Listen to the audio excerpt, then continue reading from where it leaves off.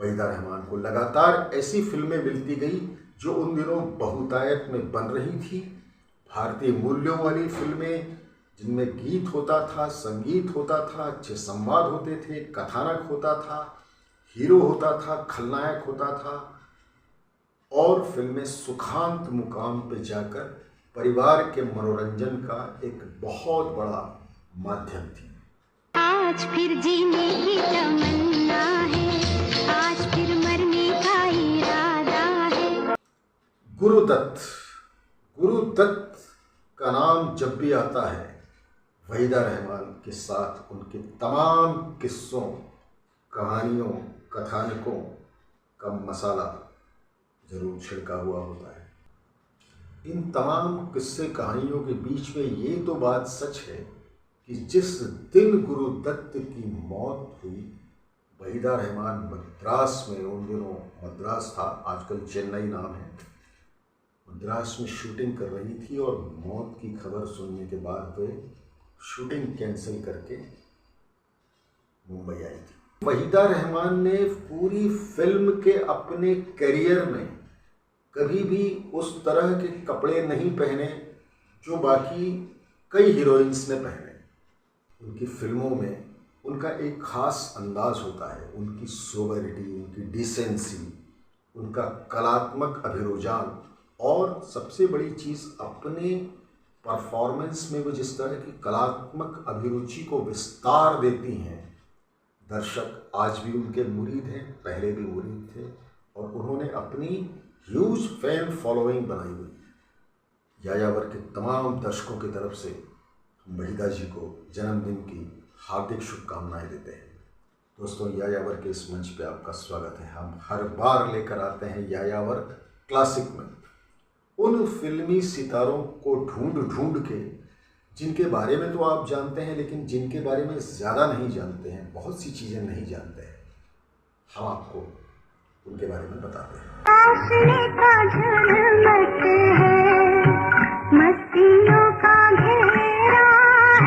लगातार आप इन वीडियोस को लाइक कर रहे हैं, कमेंट भी कर रहे हैं। आपसे खास अनुरोध है कि अगर आपने चैनल को सब्सक्राइब नहीं किया है तो ज़रूर सब्सक्राइब करें और लाइक का बटन ज़रूर दबा दें।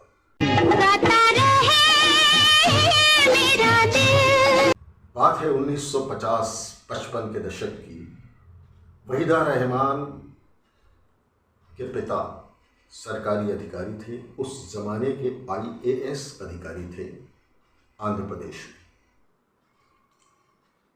वहीदा रहमान अपनी 4 बहनों में सबसे छोटी, और बचपन से ही उनको कला में बहुत ज़्यादा दिलचस्पी थी, खास करके भरतनाट्यम सीखने के प्रति। भरतनाट्यम में उनकी खास दिलचस्पी रही है। वहीदा रहमान अक्सर अपने घर पे ही अभ्यास करती थी, फिर धीरे धीरे वो स्टेज पे भी परफॉर्मेंस करने लगी। उनका जन्म हुआ 1938 में। आज़ाद भारत के पहले गवर्नर जनरल बने थे C राजगोपालाचारी साहब, जिनका विशाखापट्टनम आंध्र प्रदेश में एक दौरे का कार्यक्रम था। उस दौरे के कार्यक्रम में एक सांस्कृतिक कार्यक्रम भी था। जो वहीदा रहमान के पिताजी थे वो विशाखापट्टनम में ही पोस्टेड थे। तो गवर्नर जनरल के सांस्कृतिक कार्यक्रम में किसी अधिकारी ने सुझाव दिया कि तुम्हारी बेटी वहीदा का एक परफॉर्मेंस भी 1 घंटे का रख दिया जाए। परफॉर्मेंस रख दिया गया। वो इतना बेहतरीन हुआ कि C राजगोपालाचारी ने कार्यक्रम के बाद बाकायदा पूछा कि वो लड़की कौन थी जिसने स्टेज पर परफॉर्म किया। उस प्रोग्राम में जाने माने निर्माता निर्देशक LV प्रसाद भी थे। उन्होंने रहमान साहब से अप्रोच की और कहा, मेरी फिल्म बन रही है रोजुलू मारावी। इस फिल्म में एक गाना वहीदा जी का हम रिकॉर्ड करना चाहते हैं। वहीदा रहमान की माता जी ने इसके लिए मना कर दिया। कहा, स्टेज पर परफॉर्मेंस करना अलग बात है और फिल्मों में इस तरह से डांस करना अलग बात है। तो LV प्रसाद ने उनको समझाया कि जैसे स्टेज पे परफॉर्मेंस करेगी वैसे ही वो फिल्मों में भी होगा, कोई अलग से तो उसके लिए परफॉर्मेंस की ज़रूरत नहीं पड़ेगी, वो स्टेज पे परफॉर्म करेगी जिसको हम शूट कर लेंगे। रहमान साहब जो वहीदा रहमान के पिताजी थे, उन्होंने इस बात की इजाज़त दी। रिश्तेदारों ने उस दौर में, चूँकि रूढ़िवाद उस ज़माने में डांस वगैरह बिल्कुल वर्जित था, लेकिन वहीदा रहमान के पिताजी ने ये कहा कि कोई भी हुनर बुरा नहीं होता, बुरा होता है हमारा अपना नज़रिया, हम किस तरह से लोगों के सामने पेश आते हैं, ये देखने वाली बात होती है। बहरहाल फिल्म बनी।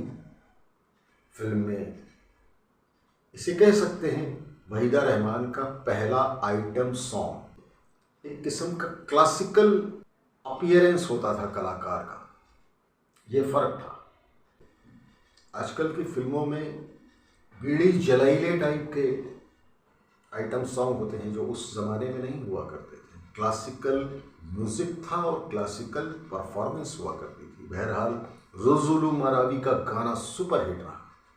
वहीदा रहमान देखते ही देखते पूरे आंध्र प्रदेश में, साउथ इंडिया में छा गई। खूब तारीफ हुई उनकी। वहीदा रहमान का मनोबल बढ़ा, फिल्मों में काम करने की इच्छा जाग उठी। उन्हीं दिनों मुंबई के जाने माने निर्माता निर्देशक गुरुदत्त एक वितरक फिल्म डिस्ट्रीब्यूटर से मिलने के लिए हैदराबाद आए थे। वहीदा रहमान के चर्चे तो थे, लेकिन गुरुदत्त वहीदा रहमान से मिले नहीं थे, उन्होंने उनकी सिर्फ तारीफ सुनी थी। बातों ही बातों में गुरुदत्त ने ये पूछ लिया कि क्या उस लड़की को उर्दू बोलने आती है। बोले वो तो उर्दू परिवार से ही है, मुस्लिम फैमिली से है। तो गुरुदत्त ने वहीदा रहमान का नाम, पता, ठिकाना सब ले लिया। गुरुदत्त ने वहीदा रहमान को अपनी बनने वाले फिल्म CID, जिसके हीरो थे देवानंद, के लिए कास्ट करने का मन बना लिया। वहीदा रहमान के पिता तब तक गुजर चुके थे, उनकी तीनों बहनों की शादी हो चुकी थी। वहीदा रहमान की शादी को लेकर उनकी माँ बहुत चिंतित रहा करती थी। उन्होंने वहीदा से कहा कि नहीं, फिल्मों में काम नहीं करना है। तो LV प्रसाद ने उनको समझाया कि इतने बड़े निर्माता निर्देशक, जिनकी फिल्म मिस्टर एंड मिसेस 55 पूरे देश भर में तहलका मचा रही है, वो बुला रहे हैं, तो एक बार मिलने में कोई बुराई नहीं है, ज़रूर मिलना चाहिए, क्योंकि ऑफर आपके घर तक चल कर आ रहा है। बहरहाल वहीदा रहमान को जब ये पता चला कि उस फिल्म में देवानंद हैं, और देवानंद उनके प्रिय हीरो थे, उनकी फिल्में वो बड़ी चाव से देखा करती थी। वहीदा रहमान मुंबई गई, वहाँ उन्होंने स्क्रीन टेस्ट वगैरह दिया, लौट के आ गई। 3 महीने के बाद गुरुदत्त ने उनको वापस मुंबई बुलाया और वैम्प की भूमिका के लिए वहीदा रहमान चुन ली गई। लेकिन उस फिल्म में जो गाना उनको मिला, उस गाने ने रातों रात सफलता के नए कीर्तिमान स्थापित कर दिए। कहीं पे निगाहें, कहीं पे निशाना, कहीं पे निगाहें, कहीं पे निशाना। वहीदा रहमान तब तक साउथ के फिल्म इंडस्ट्री से निकलकर भारतीय फिल्मों के आकाश पर छा गई थी। उसी दौर में एक फिल्म बनी, 20 साल बाद, कहीं दीप जले कहीं दिल। इस फिल्म ने भी वहीदा रहमान को अलग पहचान दी। वहीदा रहमान देखते ही देखते सफलता की सीढ़ियाँ चढ़ती गई। तीसरी कसम उनको राज कपूर के साथ मिली, राजेंद्र कुमार के साथ फिल्में मिली, मनोज कुमार के साथ फिल्में मिली, धर्मेंद्र, देवानंद के अलावा और भी उस दौर के जाने माने सभी समकालीन हीरोज़ के साथ वहीदा रहमान को भूमिकाएं मिलती चली गई। देवानंद की गाइड, कांटों से खींच के ये आंचल, गाने तो सुपरहिट थे ही, फिल्म का कथानक भी लोगों को बहुत पसंद आया और गाइड लोगों को खूब पसंद आई। उसी दौर में वहीदा जी ने एक फिल्म की थी शगुन, जिसके नायक थे कमलजीत। फिल्म तो चली नहीं, कमलजीत भी नहीं चले। कमलजीत ने फिर एक और फिल्म की, 2-4 फिल्में। कमलजीत ने 2-4 फिल्में और की, लेकिन वो चल नहीं पाए, फिर वो कनाडा चले गए। लेकिन शगुन की शूटिंग के दौरान कमलजीत और वहीदा के बीच में एक अपनापन विकसित हुआ था, जो बाद में शादी में तब्दील हो गया। जब कमलजीत किसी काम से कनाडा में सेटल हो गए थे और लौटकर भारत आए, तो उनके मित्र यश जौहर, जो उन दिनों बड़े निर्माता निर्देशक थे, उन्होंने कहा कि तुम वहीदा को प्रपोज क्यों नहीं करते। उन्होंने प्रपोज किया, बात बन गई, दोनों की शादी हो गई, 2 बच्चे भी हैं। गुरुदत्त का नाम जब भी आता है, वहीदा रहमान के साथ उनके तमाम किस्सों, कहानियों, कथानकों का मसाला जरूर छिड़का हुआ होता है। इसमें कितनी सच्चाई, कितना मिथक, ये दोनों ही जानते रहे हैं। गुरुदत्त ने 1964 में कथित तौर पर मौत को गले लगा लिया था, लेकिन ये भी एक राज है। उनके शराब में नींद की गोलियां मिलाकर पीने की वजह से उनकी मौत हो गई थी। बहुत से किस्से हैं, लेकिन वहीदा रहमान खुद अपने तमाम इंटरव्यूज़ में इस बात को बोलती रही हैं कि गुरुदत्त उनके गॉडफादर जैसे रहे हैं, जिन्होंने उनको ब्रेक दिया था। उसके बाद कागज़ के फूल, प्यासा, साहिब बीबी और गुलाम जैसी फिल्मों में उनकी जोड़ी खूब जमी। दोनों एक दूसरे के नज़दीक भी आए, लेकिन गुरुदत्त शादीशुदा थे और वहीदा रहमान को बहुत चाहते थे। बात बनी नहीं। इन तमाम किस्से कहानियों के बीच में ये तो बात सच है कि जिस दिन गुरुदत्त की मौत हुई, वहीदा रहमान मद्रास में, उन दिनों मद्रास था, आजकल चेन्नई नाम है, मद्रास में शूटिंग कर रही थी और मौत की खबर सुनने के बाद वे शूटिंग कैंसिल करके मुंबई आई थी। गुरुदत्त की बहन ने भी उनके बारे में बहुत कुछ कहा है, जिससे ये तो साबित होता है कि दोनों में नज़दीकियाँ थी। लेकिन ये नज़दीकियाँ फिल्म इंडस्ट्री का एक सामान्य हिस्सा है। चाहे राज कपूर और नरगिस की बात हो, देवानंद और सुरैया की बात हो, धर्मेंद्र मीना कुमारी वाली बात हो, फिल्मी दुनिया के ये किस्से आम हैं।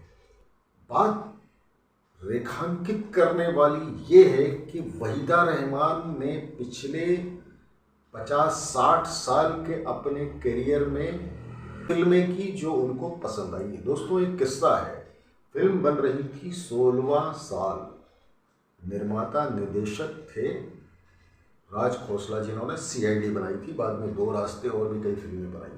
राज खोसला साहब उनको बिकिनी पहनाना चाहते थे। राज खोसला उन दिनों जाने माने निर्देशक थे। उन्होंने कहा बिकिनी पहननी पड़ेगी।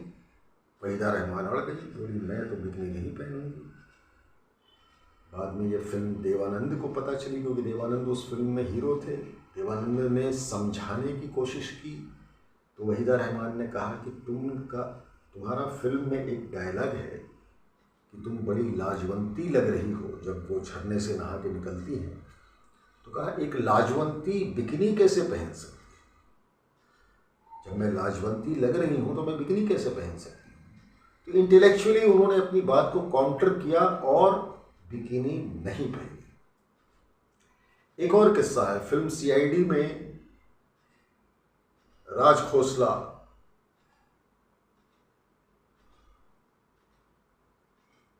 वहीदा रहमान को झीना ब्लाउज पहनाना चाहते थे।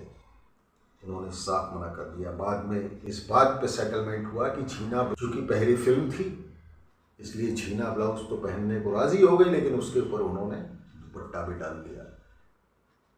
तो बात यह है कि वहीदा रहमान ने पूरी फिल्म के अपने करियर में कभी भी उस तरह के कपड़े नहीं पहने जो बाकी कई हीरोइंस ने पहने। उन्होंने साड़ी वहीदा जी की लंबी पारी को देखते हुए हाल में उनको दादा साहेब फाल्के जैसा सम्मानित अवार्ड दिया गया है। दर्शक कहीं न कहीं वहीदा रहमान में शुरू से अपने परिवार की कोई स्त्री अपनी सी जो लगे उसको देखते आए।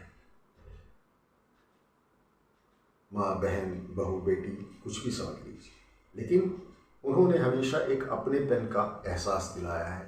भारतीय मूल्यों के जो भारतीय मूल्य हैं, वैल्यूज़ हैं, वहीदा रहमान उनके ज़्यादा नज़दीक उनको नज़र आती है। साउथ की हीरोइनों में ये खास बात देखी जाती रही। बाबुल की दुआएं लेती जा गाना उस दौर में इतना पॉपुलर हुआ था कि वो गाना आज भी जब लोग सुनते हैं तो उनकी आंखें नम हो जाती हैं। वहीदा रहमान को अच्छी स्क्रिप्ट मिली, अच्छे निर्देशक मिले, स्थापित कलाकार मिले, अच्छे हीरोज़ के साथ में उनकी जोड़ी खूब जमी और उन्होंने जितनी भी भूमिकाएं की उन सब में वे सफल रही। आपसे फिर मुलाकात होगी। नमस्कार।